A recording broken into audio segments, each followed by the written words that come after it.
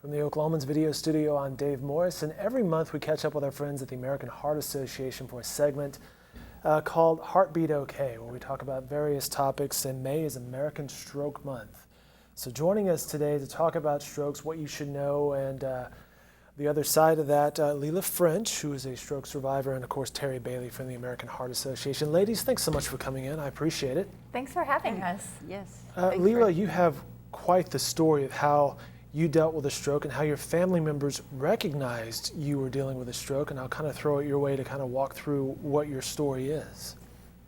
Well, the interesting thing was that I live in Moore, but we weren't at home. We were staying with my granddaughter in Abilene, Texas, while her parents had gone to Florida. And so she was going to go with her youth group at church to Six Flags on Saturday, but they had major storms, so they had to cancel it. So she was at home, and she decided to ask her pawpaw to take her to her favorite restaurant, which is Olive Garden. Nothing wrong with that. Good breadsticks, good salad. Yeah, great. And how old is your granddaughter? 17. She's 17? Yes, and they live in the country. Okay. So it's a bit of a destination. Yeah, so has dementia. It's not severe, but he doesn't always pick up on the little things with people or situations. But your granddaughter was paying attention right here. Yes, she very much was, because I got my phone out of my purse and I started to text, but my fingers wouldn't work. I couldn't get my fingers to work. And did you notice it at this point? Not at that point, because then she asked me, she said, "Grandma, what's wrong with you?" And I said to her, "I don't know. I want to text, but I can't get my fingers to work." You know, so I picked up my phone and I actually tried it again, and then they still wouldn't work. Brain to fingers just wasn't happening. And I wasn't having any speech problems at that time, but at that point, I kind of spit up a little bit. It wasn't a certain amount, and my husband took the napkin and wiped it off, and then my granddaughter knew something is going on with Grandma. So she picked up her phone and called her mom in Florida. Well, a number of years ago, in 2007, I had been diagnosed with AFib and actually been in the hospital with it. And I wasn't being treated for it at that time, but I had sent an email to a number of friends, to a number of my friends and my daughter, telling about what to look for if someone is having a stroke. So your granddaughter calls your daughter that your daughter's remembering this at this point. And it was FAST is what I sent her. And then my daughter also stayed with my mother when my mother was dying, and my mother had several little mini strokes. So she remembered that. She remembered the FAST, and she told my granddaughter Marissa. Her name is Marissa. We should name your granddaughter at some point during this give segment. her a name. Give her some credit here. Yeah, give her a name. Anyway, she told Marissa, "You hang up immediately and call 911. Grandma's having a stroke." Wow. Well, my husband wasn't even aware of it at all. Well, then she hung up, called 911. They were at the restaurant within 5 minutes. We were in town, so they didn't have far to go.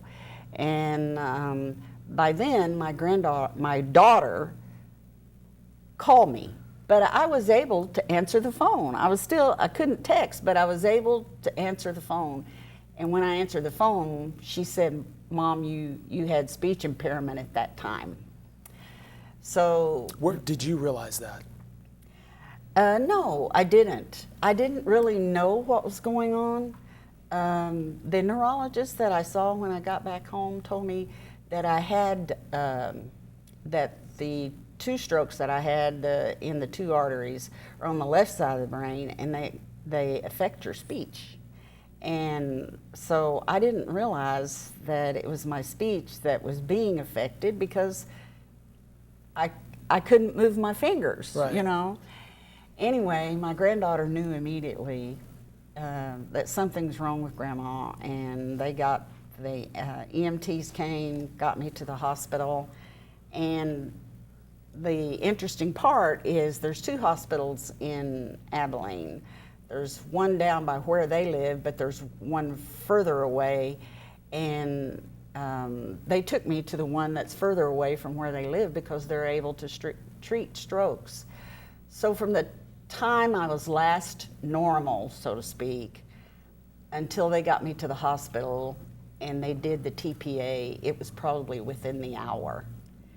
And because I got help so quickly, that's why I recovered so quickly. I was in ICU that evening. I was in ICU on Sunday, and then on Monday they moved me to a regular room.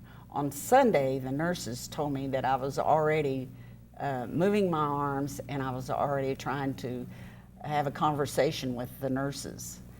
And the stroke affected my speech, so they were quite surprised that the TPA... You were already having a conversation at that point. Yeah, they were quite surprised that TPA had worked so quickly. So what I emailed my daughter, the acronym FAST, was the face, arms, speech, and time. And they knew something was wrong. They sensed something was wrong. But they got me to the hospital so quickly that the time aspect of it is what really saved my life. I have had people say to me since I had this stroke, I had it May 23rd of last year. So in August, I ran into someone I hadn't seen in a while, and he was talking to my husband about how's your wife doing and everything. Well, I walked up on the conversation, and he looked at my husband. Like, right here? Yeah. I walked up on the conversation, and he looked at my husband, and he said, "She's been faking it the whole time." Well, I wasn't faking it, but it was the time aspect that helped me. And I think that's what women need to realize. They need to educate those around them. I mean, I never dreamed that my 17-year-old daughter would actually, so to speak, she said to me, "Grandma, I saved your life. Can we go shopping?" She's going to play that card. We're talking with Leela French, who is sharing a dramatic, remarkable story of recovery and survival of a stroke. And Terry Bailey with the American Heart Association is with us as well. And Terry, we're hearing 2 things here: education and speed. The timeline from pre-soup to the hospital bed really paid some dividends in her case. Absolutely. You know, that's one of the things, and I love that you brought up the acronym of FAST, because that's something that we are always out there teaching. The face is, if you see one side of if you think somebody's having a stroke, you can look at their face, you might ask them to smile, if their smile is lopsided, or maybe if some of your face is a little bit droopier, you might be having a stroke. Arms. She had weakness probably in one of her arms, which is why she couldn't use her fingers. Affected the text message. Exactly. Right. You might, if you think somebody's having a stroke, you might ask them to hold their arms up at arm level like this. If they can't hold them up at the same level, then it's a huge warning sign. The speech is, you know, they might not be slurring their speech. It might be something that's just not making sense. So they might be trying to say dog and, you know, it's coming out umbrella. You know, so it's, you know, garbled speech is definitely one of those real warning signs. If you think somebody is, you might have them, you know, just say a simple phrase and say, "Can you repeat this phrase?" And if they can't repeat that phrase, it's a huge warning sign. And then the T, of course, is time to call 911. How big of a difference was that, you think, in her case, the time? Oh, it made all of the difference in the world, because that TPA is a clot-busting drug, and if you can get it within that first 90 minutes, your side effects from a stroke are absolutely minimal. And so what are some of those side effects? Well, what could they be? They could be loss of speech, maybe a slurred speech, loss of mobility. I saw, you know, in my grandmother, for example, she had a stroke and she did not get there in that time, and she couldn't move her whole entire right side of her body after her stroke. In a temporary or perhaps permanent way, right? Exactly. Hers was permanent, but it could be temporary. But I've seen many cases of people who, you know, have some form of disability. So getting that TPA drug to prevent any sort of blockage or clogs really does make a big difference. It's huge. Or can certainly help. And it can help save your life too. So Correct.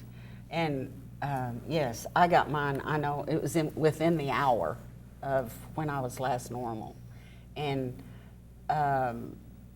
just to know that my granddaughter was so attuned to what grandma's usually, what I usually do, and she knew that she needed to do something. She wasn't sure what, but Mom can tell me what to do, and that's what she did.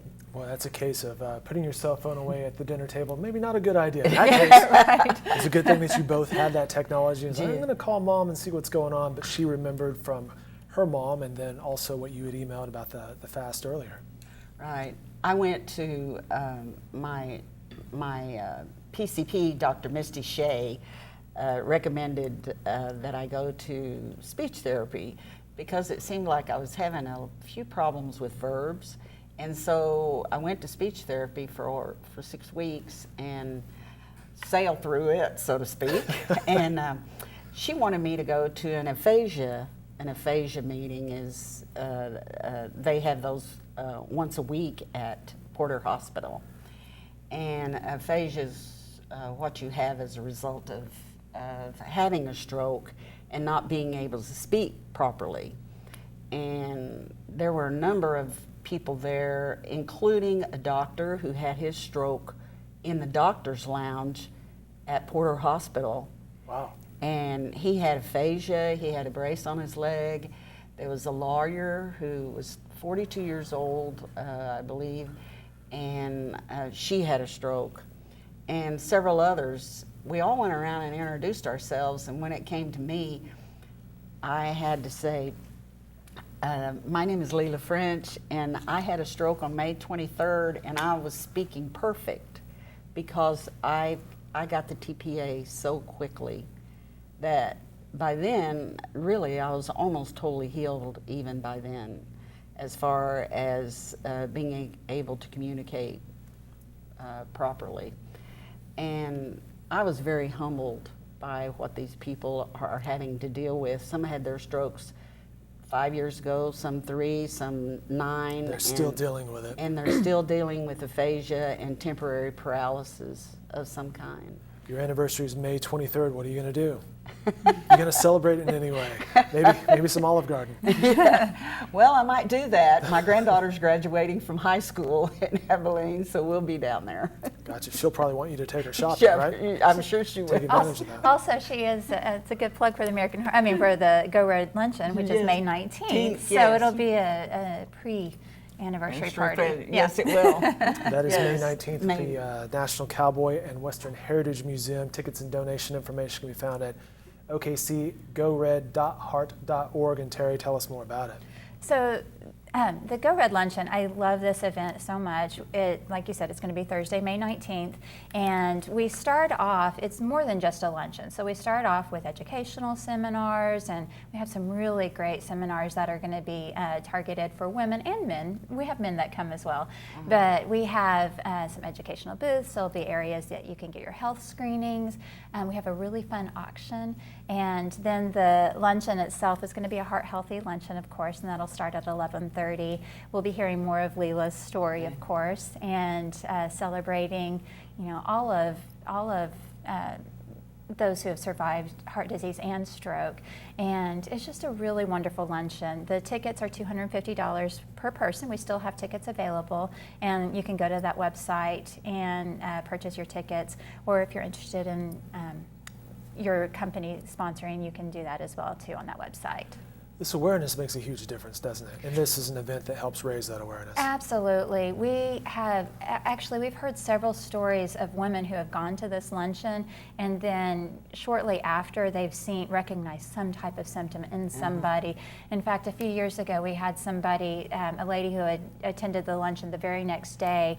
She was in her office, and somebody was having symptoms, and the lady didn't want to go to the hospital. And she said, "No one does. I was just at this luncheon, and I just heard these these symptoms. You have to go." She called 911. The lady ended up was having was about to have cardiac arrest. So, you know, so I mean, it's really exciting to see these stories. Education is so important. I love that you shared that. We want everybody to share that because we have such a small percentage of the people who even know what FAST is. Right. But just that acronym, you know, it's such a simple acronym, and if you can just remember that in your brain, then you can possibly help save somebody else's life. Again, that ticket information, the Go Red Luncheon, is Thursday, May 19th, at the National Cowboy and Western Heritage Museum. That website, okcgored.heart.org. Leela, I'll give you the last word. Any advice that you would give anyone else? Well, definitely. I told you I was diagnosed in 2007 with AFib, and atrial fibrillation can lead to stroke. I mean, very much so. My doctor told me that. And so if you've been diagnosed with atrial fibrillation, you need to be aware that you are, so to speak, a candidate for stroke. You're at risk for that. Yeah, you're at a high risk for it. And I did not have symptoms that day that I knew of.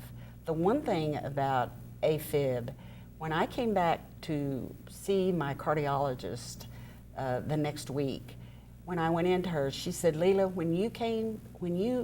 I'd seen you 2 or 3 times, and at no time were you an AFib when I saw you. And so it was interesting that that I did have a stroke when I was gone.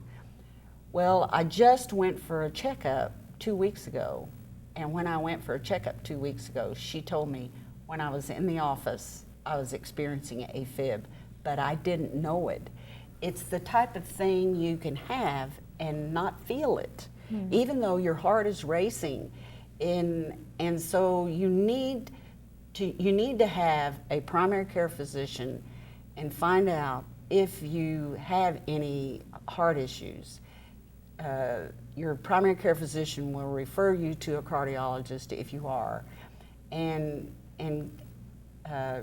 I get checkups every 6 months, and I think women should do that because they will know. They do the EKGs, they will know what's going on.